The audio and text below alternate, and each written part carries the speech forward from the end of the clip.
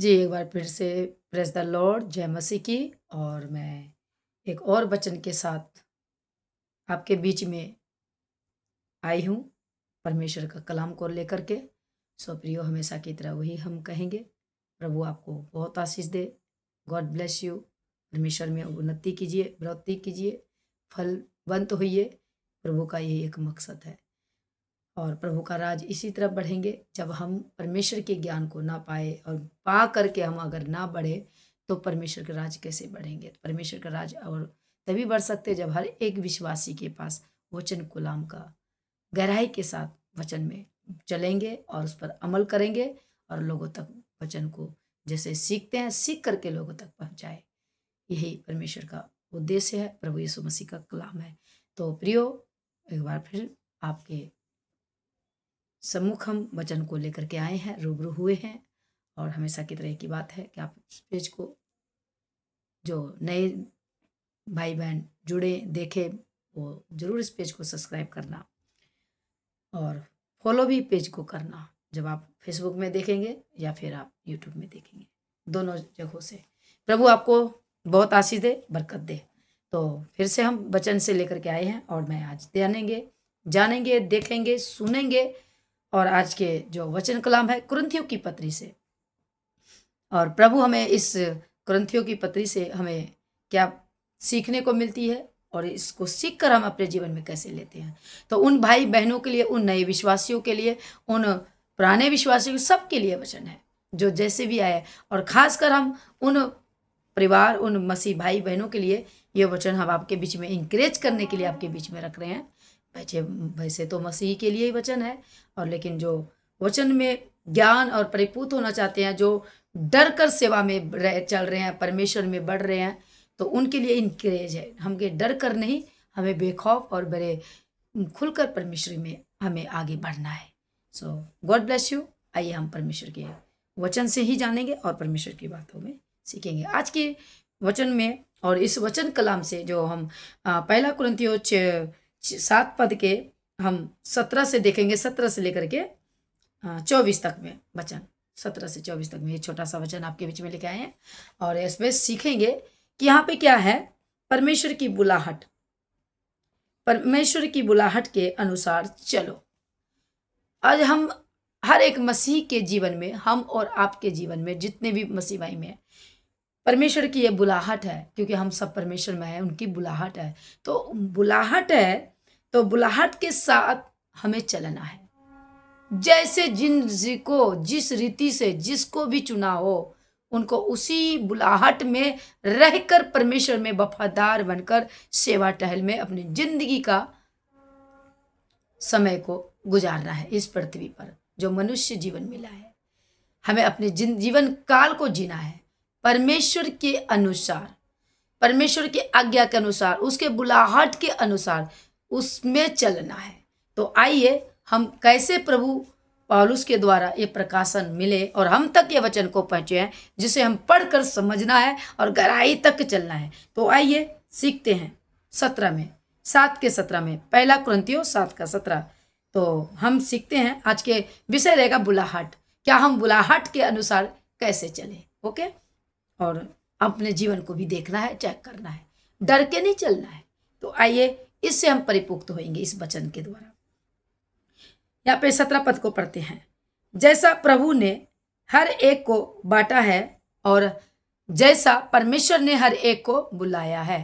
फिर से सुनिएगा प्रियो, जैसा प्रभु ने हर एक को बांटा है, बांटा मतलब उसको वचन के द्वारा, उनको परमेश्वर ने, उन्हें एक तोरा मिला है, उन्हें आशीष, एक ब्लेसिंग मिली है और उनको वो तोरा मिला है, बांटा है, उनको दिया गया है। और हर एक को परमेश्वर ने बुलाया है, हर एक को बुलाया। अब बुलाने के बाद वो अपने इच्छा अनुसार हर एक को वो दान मिला है। ठीक है प्रियो, वैसा ही वह चले। फिर से, वैसा ही वह चले। अब यहाँ पे मसीह परिवार, मसीह भाई बहन को, बड़े छोटे हर एक को, ये पौलुस के द्वारा बातें हो रहा है।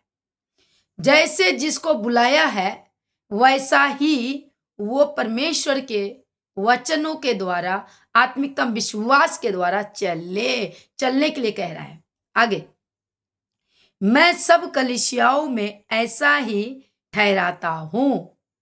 ये पौलुस कह रहा है, मैं कलीसियाओं में हर एक को ऐसा ही ठहराता हूं, यानी कि आप लोगों को बताता हूं, और इसमें आप अमल करें, परमेश्वर में बने रहें, सीखे।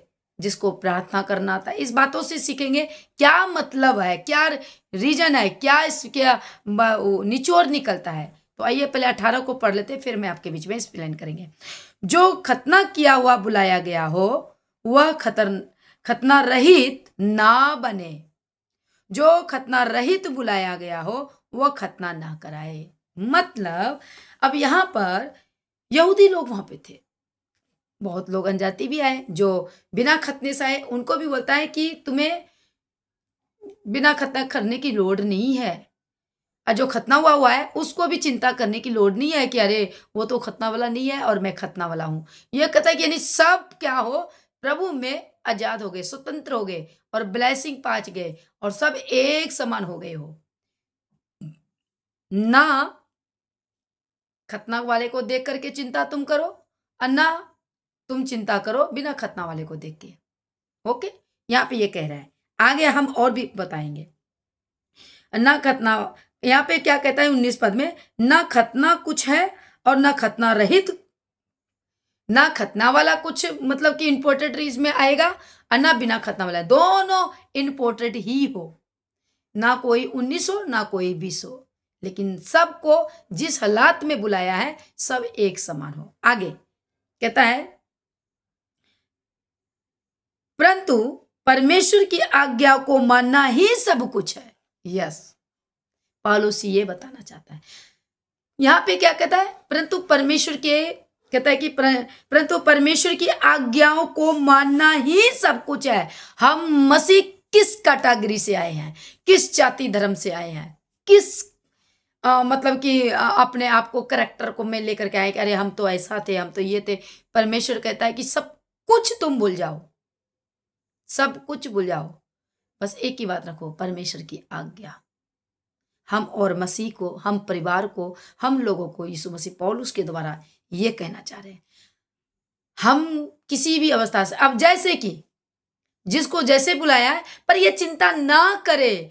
अरे या तो अब आगे पढ़ देती हूँ फिर और बोलते हैं, चिंता हमें नहीं करना है। अगर मान लो कोई पासवान बन गया, चलो मैं एक एक्सप्लेन देती हूँ, कोई पास्टर बन गया, अब एक मसीह भाई बहन में जो बहुत अच्छे परमेश्वर में एंकरेज है और विश्वास में परिपुक्त है, अब वो पास्टर नहीं बनता है, तो क्या उनको देख करके अपने आप को कोसे? नो, अरे अरे ये तो पास्टर बन गया है, अरे ये तो प्रचार करता है, अरे ये तो लीडर बन गया है, और हम तो, हमसे तो हो नहीं रहा है, क्या हमें परमेश्वर वो नहीं करते, क्या हम परमेश्वर से दूर हो गए? ऐसा कुछ नहीं है। आप परमेश्वर में विश्वास में बने रहें, पूरी जिंदगी परमेश्वर में अपना जीवन को बिताए, और जो परमेश्वर की आज्ञा वो अपने जीवन में ले। क्या कोई बात नहीं अगर आप सेवा नहीं कर रहे, पर सेवा करने वाले के साथ आप सपोर्ट में खड़े हैं और अपना मसीह जीवन को बहुत सुरक्षित जी रहे हैं, तो चिंता क्यों? परमेश्वर चुनता है ना। अब उनको देख करके अपने आप को छोटा क्यों? क्योंकि सवाल आ गया, हम परिपुक्त कहाँ रहेंगे? आज्ञा को। ये पद को याद रखना।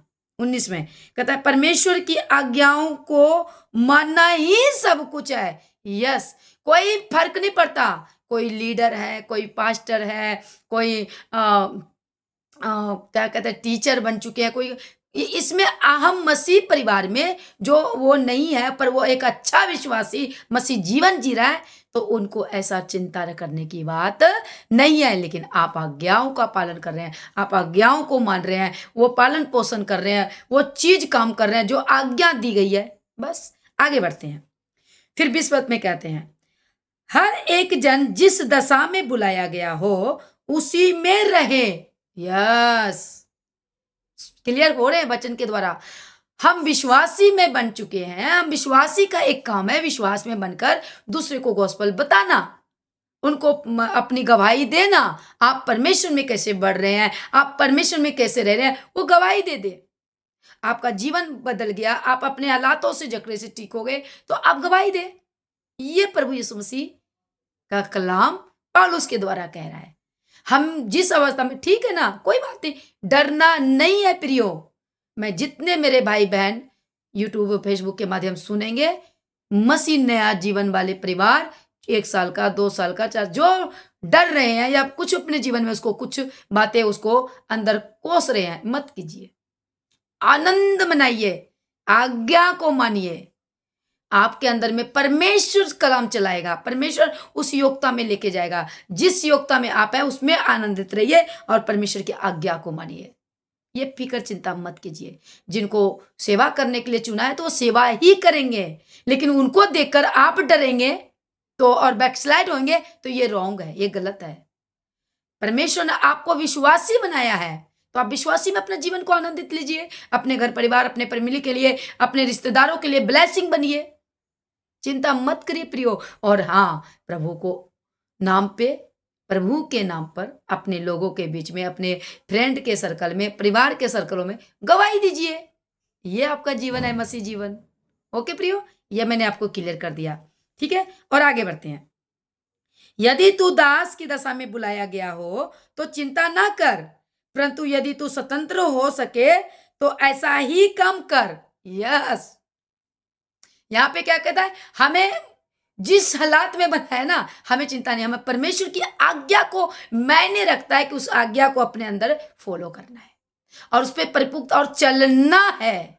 ये आपका मसीह जीवन कहता है। ओके, फिर आगे बढ़ते हैं। कहता है कि यदि तू दास में बुलाया गया है तो चिंता मत कर, परंतु यदि तू स्वतंत्र हो सके तो ऐसा ही काम कर, क्योंकि जो दास की दशा में है, में प्रभु में बुलाया गया है, वह प्रभु का स्वतंत्र किया हुआ है। वैसे ही जो स्वतंत्रता की दशा में बुलाया गया है वह मसीह के दास है। तुम दाम देकर मोल लिए गए हो, मनुष्य के दास न बनो। हे भाइयों, जो कोई जिस दशा में बुलाया गया हो वह उसी में परमेश्वर का दास बने रहे। यस, प्रभु आपको बहुत आशीष दे इस वचन के कलाम के द्वारा।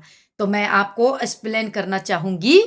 तो यहाँ पे पौलुस ये कहना चाहता है, कलीसियाओं में ये बताना चाहता है कि अगर आप विश्वासी हैं और आपको पास्टर लोग, अगुए लोग, परमेश्वर के सेवक लोग आपको सिखा रहे हैं, जहां से भी हमें इस वीडियो को आपको हाथ लगे सुनेंगे तो आपको इंकरेज करना चाहेंगे। आप ये फिक्र ना करें, बस परमेश्वर का गॉस्पेल, परमेश्वर को अपने जीवन की गवाही फैलाएं।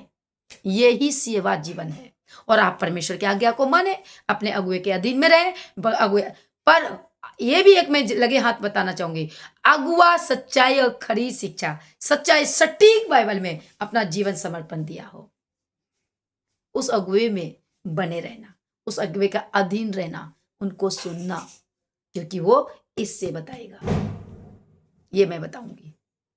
ठीक है प्रियो, और आप वचन को जाने, वचन को सीखे और ये चिंता ना करें। वो मसीह भाई बहन के लिए मैं बताना चाहूंगी जो विश्वासी हैं, खासकर मैसेज आज के लिए उनके लिए है। चिंता मत कीजिए क्या अरे हम तो कैसे कर सकते हैं प्रचार, हमें नहीं, तो नो टेंशन, नो प्रॉब्लम। पौलुस कहता है आपको जैसे चुना है परमेश्वर, आप वैसे में आप क्या करें, प्रभु की इच्छा के अनुसार चले। आप पास्टर लीडर्स के साथ लीडर्स बनकर या एक विश्वासी बनकर आप काम कर रहे हैं, चर्च में अपना सपोर्ट में है, प्रार्थना करना आता है, आप चर्च कलीसिया में प्रार्थना करें, विश्वासी के लिए प्रार्थना करें, ये भी एक सेवा है। पर परिपुक्त बनकर सच्चाई के साथ वचन में बने रहें, आज्ञा को माने, पर कमजोर मत होइए, डरिए मत। बहुत विश्वासी बैकस्लाइड हो जाते हैं, भाई मैं नहीं सेवा कर सकती, मैं नहीं घर घर जा सकती, मैं नहीं यहाँ तक जा सकते, पास्टर का भाई प्रभु उनको तो बहुत आशीष दे, भाई मेरे बस की बात नहीं है। ऐसा मत सोचिएगा।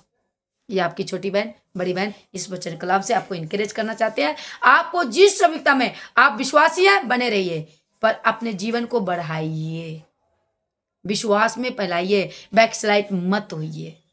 आंधी तूफान का जानते हैं, विश्वासी 3 प्रकार के हैं।